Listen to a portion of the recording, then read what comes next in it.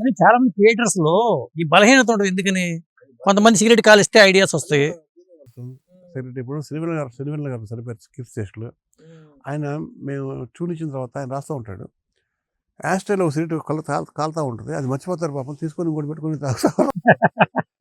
అంటే దీని మీద జాస్ కాదండి, కాన్సన్ట్రేషన్ వేరే వేరే చోట ఉంటుంది. అంతేగాని ఇప్పుడు నేను ఒకసారి పెగ్గు పోసుకొని అలా ఉంటాను. వేకజామున 5:30 అవుతుంది ఆ పెగ్గు నేను తాగేటప్పటికి. రాసుకుంటుంటే మర్చిపోతాను. అంతా అయిపోయిన తర్వాత అప్పుడు నిద్ర వస్తున్నప్పుడు చూస్తే మందు పెట్టుకున్నాను కదా, అలా తాగుతాను సార్. మార్నింగ్ స్మెల్ వస్తుంది. 5:30 తాగి మార్నింగ్ స్మెల్ రాదా సార్? అలా అని చెప్పి నేను ఏదైనా షూటింగ్లో తాగి పడిపోయినా, షూటింగ్లో ఎవరన్నా ఊగుతూ కనిపించినా నన్ను ఎప్పుడో ఇండస్ట్రీ నుంచి ఇంటికి పంపించేవాడు. Sir I'm educated sir, I'm BCom. మంచి మాటలతో నేను చెప్పాను కదా, ఇంత ట్రాక్ రికార్డు ఉన్నాడు. ఇండస్ట్రీకి వచ్చింది తాగి పడిపోవడానికి కాదు కదా సార్. నాకు పిల్లలు ఉందిగా, ఒక పాప ఉందిగా. ఇప్పుడు ఇక్కడ శ్రీహరన్ ఎక్కడ ఉన్నాడు కానీ ఆయన ఒక మాట చెప్పేవారండి, సక్సెస్లో ఉన్నప్పుడు నువ్వేమైనా చెయ్యి, వాడు సూపర్ రా అంటారు. ఫెయిల్యూర్లో ఉన్నప్పుడు నువ్వేం చేయమని పర్లా. ఫెయిల్యూర్లో ఉన్నప్పుడు ఆడు తాగి అంటారు. సక్సెస్లో ఉన్నాడు తాగితే అంటే ఆడు హీరో అని చెప్పి అందరికి వచ్చేస్తుంది. నిజంగా చెప్పాలంటే ఇది మంచి మాటే, అందరికీ వచ్చేస్తుందండి. సుభాషితం అనుకోవచ్చు, శ్రీహరి సుభాషితం. చెప్పారైనా నువ్వు సక్సెస్లో ఉన్నావా, పొద్దున్నే ఇంటికి వెళ్ళి ఎవరింటికి వెళ్ళినా హ్యాంగ్ ఓవర్ పెగ్గేస్తావా అని వాడే అడుగుతాడు. నేను అదే నువ్వు ప్లాఫ్లో వెళ్ళు, వెళ్ళవా వాడు తాగుతాడే అంటాడు. వీడు తాగనట్టు. ఇండస్ట్రీలో తాగనోడు ఎవడు సార్? ఎవరో ఉంటారు పాపం, 5% ఉంటారు. గాంధీ మహాత్మ వాళ్ళని కూడా తాగే అలవాటు లేకపోయినా వేరే కారణాలతో వాడిని ఏదో అంటారు. ఏదో కారణం మంచి దర్శనం. ఇండస్ట్రీకి వచ్చే అలవాటు అయిందా లేకపోతే? నాకు చక్రవర్తి గారు అలవాటు చేశారు సార్. టీ కాఫీ కూడా తాగేవాడిని కాదు, సిగరెట్ కూడా తాగేవాడిని కాదు. చక్రవర్తి గారి దగ్గరికి ఆంధ్ర క్లబ్లో ఉన్నప్పుడు నాకు ఆంధ్ర క్లబ్లో రూమ్ వేశారు 96లో. అప్పుడు అసలు ఆ స్మెల్ కూడా పడదు. ఇంక వీళ్ళందరూ వచ్చేవాడు ఆయన అసిస్టెంట్లు, రాజు గారు, కోటి గారు తక్కువ వచ్చారు. కృష్ణ చక్ర ఉంటారు వాళ్ళు వచ్చేవాడు కాదు. కాదు మన ఎక్కువ రెగ్యులర్గా నాగూరు బాబు. మనం ఆయన దగ్గర రాని వాళ్ళు ఎవరండి, ఆయన మ్యూజిక్ ఫ్యాక్టరీ అందరూ వచ్చేవాళ్ళు. నాకు చాలా నిజంగా అండి, ఫ్రాంక్లీ చెప్తున్నాను, నాకు చాలా చిరాకు పుట్టేది. ఏంటి వెళ్ళరా 1 గంట దాకా, 1 గంట దాకా తాగుతూ ఉండేవాళ్ళు సార్. నేను పడుకోవాలి. నేనేంటి మళ్ళీ మార్నింగ్ లేచేసి ఫ్రెష్గా స్నానం చేసి కూర్చొని రోజుకి 10 సీన్లు డైలాగ్ రాసేవాడిని. ఈవినింగ్ 4 o'clock డైలాగ్ ఫినిష్ అయిపోద్ది. అలా ఆ పాండీబాద్లో కొంచెం వాక్ చేసుకొని వచ్చి స్నానం చేసేలోపు నేను వచ్చేలోపు ఉండిపోయాడు 6 ఆ బాటిల్స్ ఇచ్చేవాడు నాగూరుబాబు గారు. ఇచ్చి ఆ కేసులన్నీ అక్కడ పెట్టేవాళ్ళు. పెట్టి నిన్న రాసావు కదా ఆ సీన్ చెప్ప, చెప్తాడు విను అనేవాడు చక్రవర్తి గారు. నేను చెప్పడం వాళ్ళు ఎంజాయ్ చేయడం టక తాగేవాడు అనుకునేవాడిని. అందరూ వెళ్ళిపోయేవాళ్ళు. ఇలా కనీసం 1 week కంటిన్యూ జరిగిందండి. ఒకరోజు అసలు ఏముంటుంది దీంట్లో. మళ్ళీ ఫోన్ చేసేవాడిని, చక్రవర్తి గారు హాఫ్ తాగి ఆయన డ్రైవ్ చేసుకుంటూ వెళ్ళిపోయారండి. ఆయన 2222 మారుతి జన్ అప్పుడు. నేను ఫోన్ చేసేవాడు మళ్ళీ నైట్ ఆయన వెళ్ళిన తర్వాత, అప్ప ఇంటికి వెళ్ళారా అని. ఏం డౌట్ వచ్చిందా, ఇప్పుడు నా అలవాటే అన్నాడు. అంత జాగ్రత్త తీసుకునేవాడిని. అసలు ఏముంటుంది ఇంట్లో చూద్దాం ఈ అమ్మ అని ఇంత పెగ్గు పోసుకున్నాను సార్. ఇంత వామిటింగ్ వచ్చేసింది.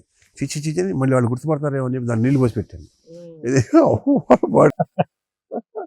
అది మరుసటి రోజు చక్రవర్తి గారు పట్టేశాడు. రాత్రి తాగేవాళ్ళు. లేదన్నా, లేదు వామిటింగ్ చేసుకున్నావు నువ్వు అన్నాడు. మరి అబద్ధం చెప్తుంది అసలు ఏమన్నా చూద్దామనండి అంటే, లేదరా తాగే పత్రి వాళ్ళు చెప్తా చూడు అని ఆయన అందరి ముందు ఇట్లా లైఫ్లో ఫస్ట్ టైం తాగుతున్నాడు. సోడా పోసి మెల్లగా తొగలి చిన్నపిల్లడికి పాలు పడినట్టు అక్కడ స్టార్ట్ అయింది సార్. సిగరెట్ కూడా అప్పుడు లేదు. సిగరెట్ కూడా చాలా తర్వాత సాగర్ గారి దగ్గర ఏం అలవాటు లేదు అసలు. ఆయన దగ్గర అలవాటు లేదు. బట్ తర్వాత ఆయన కలిసి తాగేవాళ్ళం. సాధారణంగా సాగర్ దగ్గర కూడా బాగా తాగుతుంటారు సార్. ఆయన తాగేది చెప్తే నమ్మరు అంతే సార్. ఆయన ఎవరన్నా ఏం అంటానికి లేక చెప్తారండి సార్. ఆయన తాగేది 180 అంటారు కదా, క్వార్టర్ అంటారండి. క్వార్టర్ 3 గంటలు తాగుతాడు సార్ ఆయన. ఒక తోలటం కానీ తూడి ఒకటి మాట అంటాం కానీ ఎవరిని ఏముండదు. అదే ఆ వయసులో ఆయనకి కొంచెం చాలా సింపుల్ సిటీ కదండి సాగర్ గారు. Very simple. బండి మీద స్కూటర్ మీదకి వెళ్ళిపోతుంటారు.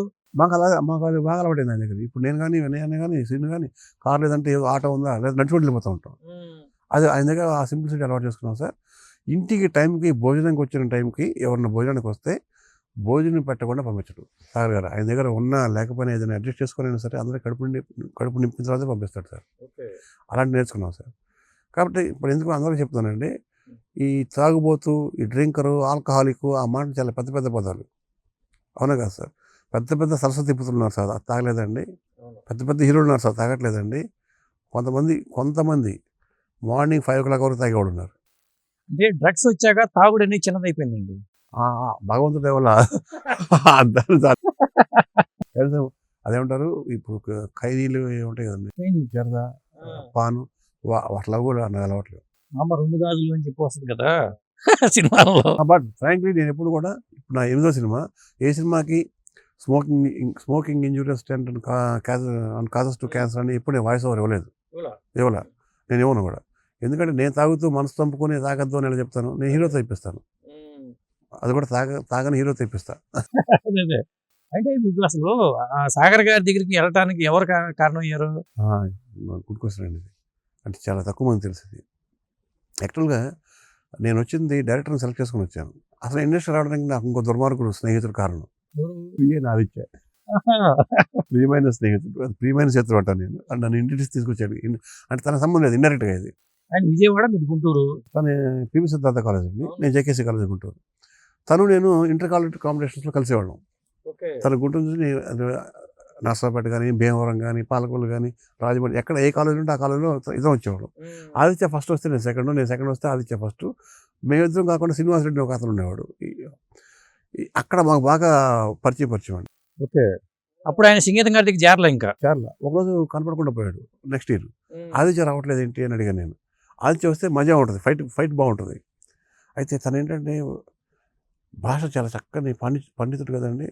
పుట్టింది ఈ మట్టిలో సీత, రూపు కట్టింది దిగా భగవద్గీత, ఈ రోజేంటి మన దేశ తలరాత అని స్టార్ట్ చేసేవాడు. ఒరే మనమేమో పక్క మాసు పడిపోయింది, మార్పు పడిపోతుంది ఇక్కడ. నేనేదో స్టార్ట్ చేసేవాడిని. ఆదిత్య గారి లాగా అందంగా మాట్లాడలేము, ఉన్నదన్నట్టు మాట్లాడతానండి, భావం అర్థం చేసుకోండి, నాకు భాష రాదు అని మాట్లాడేవాడిని. నేను కూడా కొట్టేవాడిని, ఫస్ట్ కొట్టేవాడిని, సెకండ్ కొట్టేవాడిని. అలా ఆదిత్య నాకు ఆదర్శం. ఆదిత్య నెక్స్ట్ ఇయర్ కనపడలేదు కాలేజ్ కాంపిటీషన్స్లో. ఏంటి ఆదిత్య ఎక్కడికి పోయాడు అంటే సినిమా ఇండస్ట్రీకి వెళ్ళాడు. ఏ సినిమా అంటే భైరవ దీపం అంటే బాలకృష్ణ. బాలకృష్ణ గారి సినిమాకి అసిస్టెంట్ రా. అవును, సంగీతం శ్రీనివాసరావు గారు డైరెక్టరు అన్న. బలంగా అడుగుపోయాను సార్. నేను కూడా ఫిల్మ్ ఇండస్ట్రీకి వెళ్ళాల్సిందే. 1994 ఎగ్జామ్ రాశాను సార్. అదే రోజు సికింద్రాబాద్ వచ్చాను ట్రైన్ ఎక్కేసి. ఇప్పుడు నా గోల్ ఏంటి చెప్పారా? చెప్పాను, ఒప్పుకోలేదు సార్. మాది పెద్ద ఊరు సార్, నాకు ఆల్మోస్ట్ 90% చుట్టరేఖ ఉంటుంది. మా పెద్ద తాతగారు కరుణ ఊరికి, ఆదినారాయణ గారు అండి, సారీ ఆయన వెంకటనారాయణ గారికి తమ్మ అన్నయ్య అవుతాడు. ఊరంతా నాకు గారాబంగా పెంచారు నన్ను. 3 అమ్మమ్మలు, 3 తాతలు అండి. సంపన్న కుటుంబం అంటే మిడిల్ క్లాస్ అండి. అంటే ఒకప్పుడు 105 ఎకరాలు ఉండేది. అది ఎప్పుడో జమానా, అంటే పొగతోట అంటారు కదండి అది. అయితే ఎప్పుడు ఏ రోజు డబ్బు కొదలేదండి.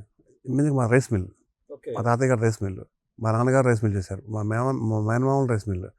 ఆల్మోస్ట్ ఇప్పుడు ఇండస్ట్రీలో కనుక థియేటర్స్ అన్నీ ఒకరి చేతిలో ఉంటాయంటారు చూసారా, అలాగా ఆ ఏరియాలో రైస్ మిల్స్ అన్నీ మా హ్యాండ్ ఓవర్లో ఉండేవి. ఏ ఊరు వెళ్ళినా వేటపాలెం, తోటపాలెం, పెనుగుదరపాడు, ఇంకా చెప్పాలంటే అనంతవరం అని ఉంటుంది, చిలుమూరు దగ్గర ఉంటుంది తెనాలి, అనంతవరం, వేజండ్ల, సుద్దపల్లి, ఈ రైస్ మిల్స్ అన్నీ మా ఆధీనంలో ఉండేవి. కాబట్టి డబ్బుకి ఏం కొదలేదు. ఒక 100 ఎకరాల రైతు కంటే ఒక రైస్ మిల్ ఓనర్ దగ్గర ఇప్పుడు క్యాష్ ఉంటుంది.